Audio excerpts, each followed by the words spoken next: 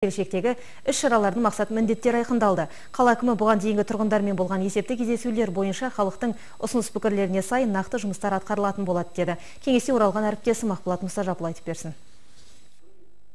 Алдымен көктемгі су тасқыны және оның алдын алу бағытындағы жұмыстар жайы сөз болды. Су ағатын арықтар тазартылып, еріген су қауіп туғызатын аймақтардан қар уақытында сыртқа шығарылды. Соның нәтижесінде былтырғыдай күрделі жағдайға жол берілген жоқ. Зашаған кентіндегі Сарытау ықшам ауданы болмаса, қалған жердегі су басу қаупі сейіліпті.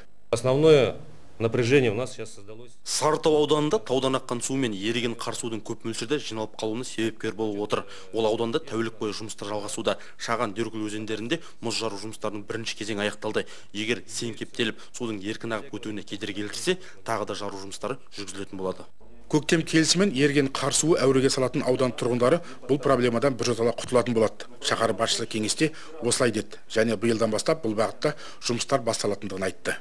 Но проблема в том, что Әуел баста бұл аудандағы жер телімдері дұрыс бөлінбеген, жердің орналасу ескерілмеген. Есесіне күн жылына су басу жылда қайталанып келеді. Енді су еркін ағып кететін арықтар мен каналдар жасауымыз керек. Бұл уақытта жүйелі жұмыс жасалып, келесі көктемде тұрғындар мұндай келеңсіздіктерге кез болмауға тиіс.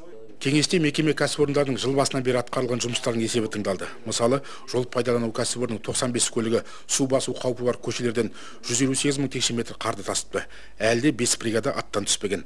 Қала әкімі кеңесте Орал таза сервис жауапкершілігі серіктестігінің жаңа басшысын таныстырды. Серіктестікке өткен жылы 5 су жаңа арналу техника алынып берілсе, 1000-нан астам заманауи контейнерлер қойылған. Жергілікті әкімдік тарапынан әлде көмектің болатындығын ескерткен Алтай Көлгінов жаңа басшыға қала тазалығы үшін жаңаша жұмыс ұйымдастыру керектігін тапсырды. Қар кетіп, жер кепкелі қала көшелерінде сыны кеткен рас. Сәуір айынан бастап жолдарда жай жөндеу жұмыстары басталса, жол белгілерінде жаңарту, жолақтарды ауыстыру күтіп тұр. Тағы бір өзекті мәселе жолдарды күрделі жөндеу.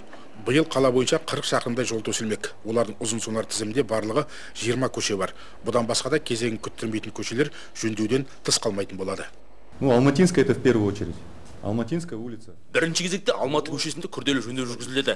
Қаржы бөлінді. Сәуір айында бұл жердегі су құбырларын ауыстыру басталады. Артынша асфальт төсеуге де кірісеміз. Осы аудандағы әлеуметтік нысандарға баратын Казталов, Шуйбин, Шкалов және Шымпиты көшелерінде де тасжол төсеуді жоспарлап отырмыз. Некрасов, Лермонтов, Құрманғазы, Досмұхамбет көшелерінде биылғы жылдың жоспарында қаржының бөлуіне қарай кезең-кезеңмен жұмыс жүргізілетін болады.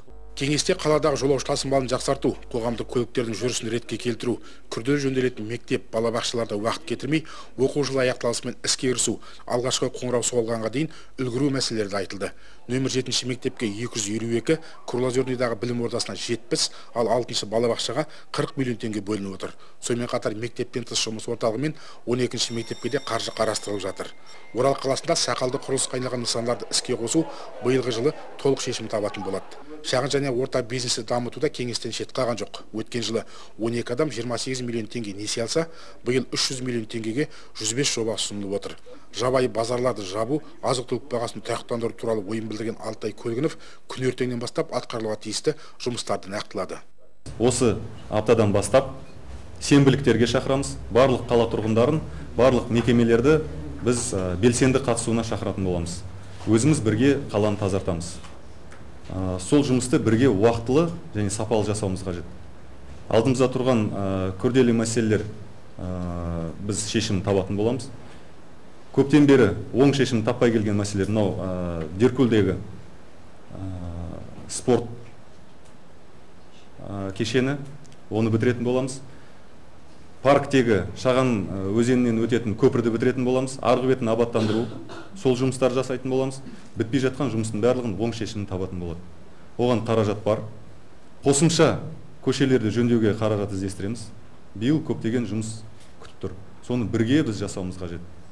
Тұрғын үй коммуналдық шаруашылықты жаңғырту бағдарламасы бізде әлде жетілдіруді қажет етеді. Ақпарат түсіндіру жұмыстары сылбырт болса, қаржыны қайтару мәселесі де ақсап тұр. 2013 жылы 33 миллион теңге осы мақсатқа бөлінсе, соның тек 7 миллион ғана кері қайтыпты. Ақболат Мұстажапов, Рүстем Исжанов, Мадияр Халиуллин, Қазақстан, Орал.